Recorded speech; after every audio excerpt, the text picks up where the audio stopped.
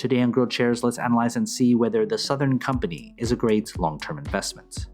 The company analysis is divided into three broad factors: the business, the stock, and the price. Furthermore, these three factors are subdivided into 14 metrics that give us the complete picture of the company. Each factor and each metric are given different weight, together adding up to 100% of the overall analysis. Each factor and each metric are then given a grade from 1 to 100, with 1 being a failed investment and 100 being extraordinary. When everything is put together, a final grade will be given, also from 1 to 100. Most companies that I'll analyze in this channel will hover around a grade of 50. Companies with a final grade of 81 or higher will be included in my Great Investments playlist.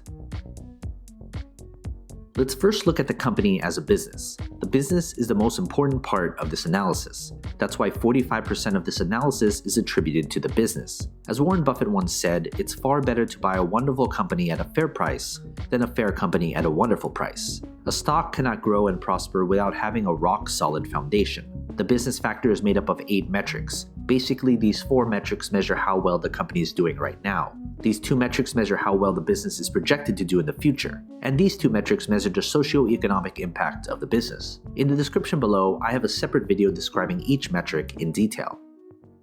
Based on this grade, I would consider this an average business. This means, as a business, it's no different than half of all the businesses out there. Everything else going forward would need to be good in order to make this an attractive investment. Next, let's look at the company's stock. We can't easily invest in something unless there's shares available to buy and sell. That's why 35% of this analysis is attributed to the stock. If the business is the foundation of a company, the stock is a reflection of that foundation. Does the market reflect how good or bad the business has done?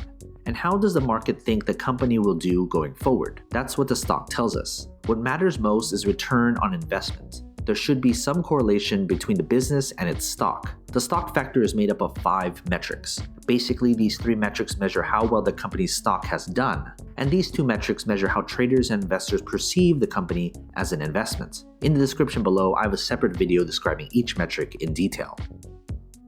Based on this grade, I would consider this an above-average stock. Combine that with an average or better business, this should be a company on your watch list to see if further improvement can be made.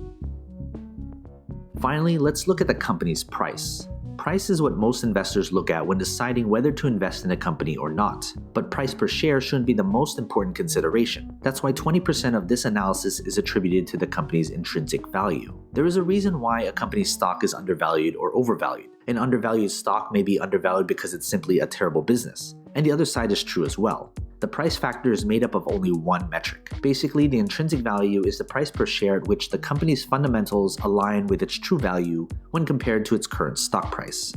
Based on this grade, I would consider the price to be overvalued. If you're looking solely at the price per share, this shouldn't be a company you should invest in. Now that we have everything calculated, let's figure out the company's final grade. If you want a database of the companies I've analyzed, consider becoming a subscriber to my Patreon. For only $2 a month, you'll gain access to my Google Sheets spreadsheet with all the grades for you to filter through. They're frequently updated, so consider becoming a subscriber. Link in the description below, or head to patreon.com/growthshares. Based on this final grade, I would consider this company an average investment. If you're a long-term investor, you'll get average returns if you invest in this company right now. Some of you will put different importance on different aspects of my analysis. You may solely just be looking at the price per share. Others may look at the business. But if you're looking at this company as a long-term investment, you should look at all 3 factors because it paints the entire picture of the company. When it comes to the final grade, it doesn't necessarily mean I'm bullish or bearish on the company's stock. Grades are adjusted to take into account the company's industry, sector, and competition. Of course, major news does have an effect on the company, but my analysis is built upon a solid foundation that focuses on the long-term health of the company. From time to time, I will reanalyze a company and share it with you. So you've made it this far, shoot me an email. I'd love to get in touch with you and talk more. What company should I analyze next? And do you agree with this company's final grade? If you want me to analyze more companies, hit that like button, subscribe to my channel, and share this video with other investors. And as always, take care of your money.